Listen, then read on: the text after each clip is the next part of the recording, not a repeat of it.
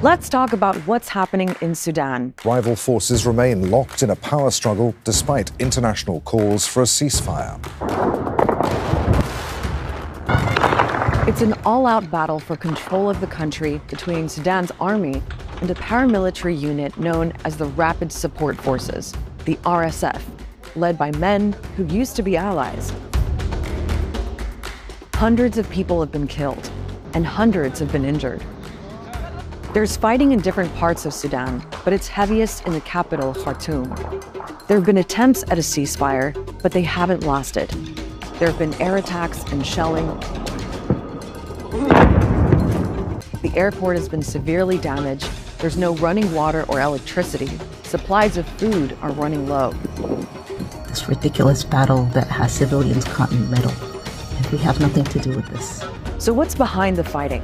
Well, people in Sudan have been struggling. The Muslim people don't want to hand over to a Christian, if I might be right. But my little search and my little discovery that I have discovered, I see that these people are ruling themselves like into 5 parties. And that 5 parties is that when you finish, you have to hand over to rest one. 3 years and a half. They are having their tenure. 3 years and a half. We have to hand over to others. Now is the time for vice president to take over. It's their own turn. It's their own side of Sudan for them to rule.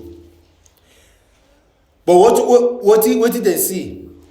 Now the ruling government president created a platform of no power sharing again.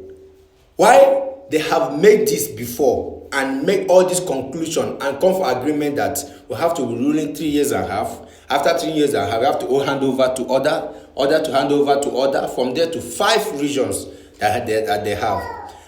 But the ruling president now don't want to hand over to the vice president that is supposed to be ruled. Like vice president place, they haven't ruled before. Is the ruling president now that people that used to rule. Now the good one that people need is the vice president, and you don't want to give power to him. That is robbery. That's what caused the problem. But I want 2 people to watch some brief of it. People say make I not talk mainly, make I not talk or finish. I don't understand me. Now Nigerians now where they did now they go carry come. Set up a democracy after decades under one-man rule.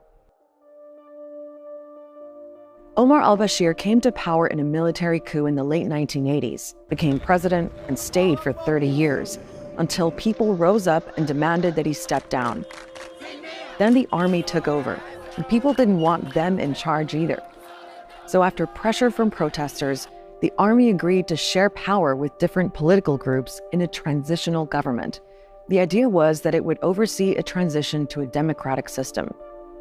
But 2 years later, the army kicked out the prime minister and seized power again.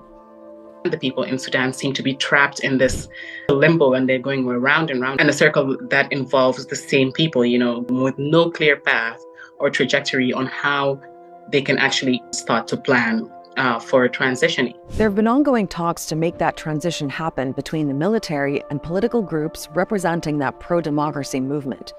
But a major reason the process is being held up is because of an underlying rivalry between the army and the Rapid Support Forces that have become like a second army. And many people see this as a personal rivalry between the army's leader, General Abdel Fattah al-Burhan, who's effectively the leader of the country, and the leader of the RSF, General Mohammed Hamdan Dagalo, widely known as Hemeti. The thing is, for years, both men were on the same side and had been since the war in Darfur. Hemeti led a militia at the time widely known as the Janjaweed, and they were used by al-Bashir's army to fight rebels in the region of Darfur. They were created to protect the upper echelon of the military and the senior commanders. They're accused of carrying out war crimes there, and al-Bashir actually got charged with committing genocide.